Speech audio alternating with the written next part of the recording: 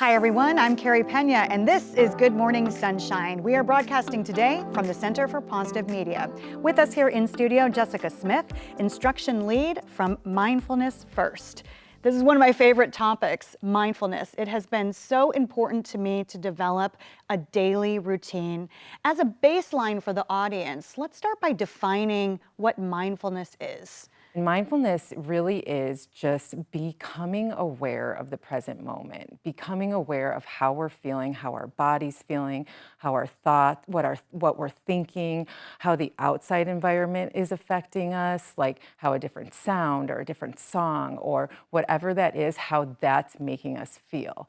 And with doing that, we bring an element of not only curiosity, but also kindness towards ourselves and non-judgment. How do we develop a mindful routine?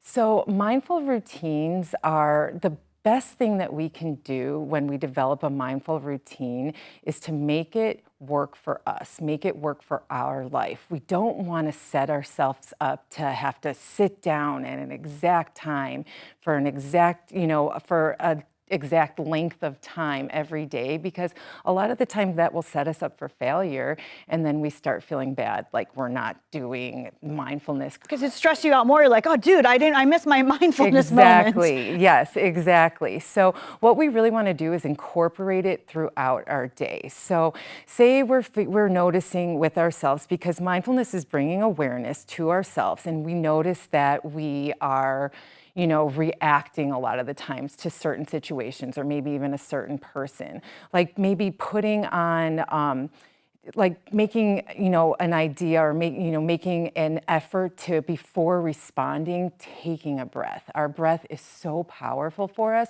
and just taking a deep breath and that time between that person asks and how we respond can give our brain and our body the time to calm down enough to respond in the way that we want to. So you were talking to me before the segment about little reminders, for instance, your bracelet. Yes.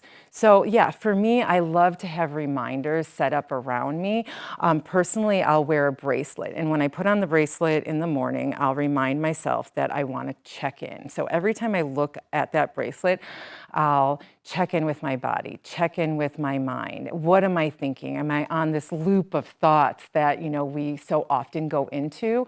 And can I bring myself back to the present moment? Can I bring myself back to the breath? And what do I need to do to make myself feel regulated in that moment? I think that that's an important word, to feel regulated. A lot of times we don't realize how dysregulated we are. The anxiety, traffic, I'm busy, how am I going to get through this day? And if really what you're saying is if you stop and calm yourself, that is mindfulness. 100%, yes. So we go on autopilot so much of the time. We go from thing to thing, and we don't take time to check in with ourselves. So little reminders like a bracelet or setting a timer on your phone to go off maybe every hour and just check in.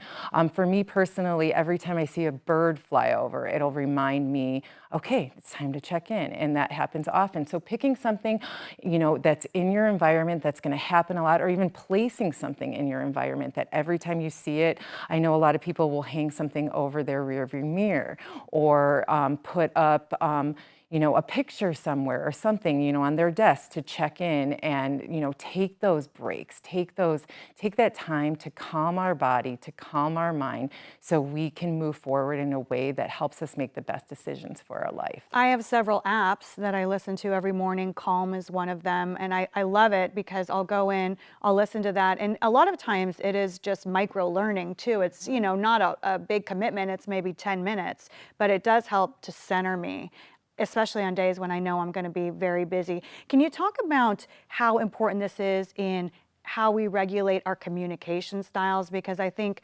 mindful communication is really important.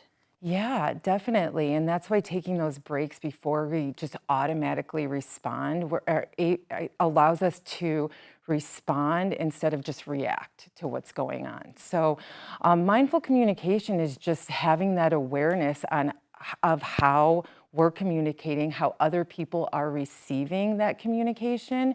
And when we communicate mindfully, it allows us to have so much more joy and fulfillment out of life. It improves our relationships.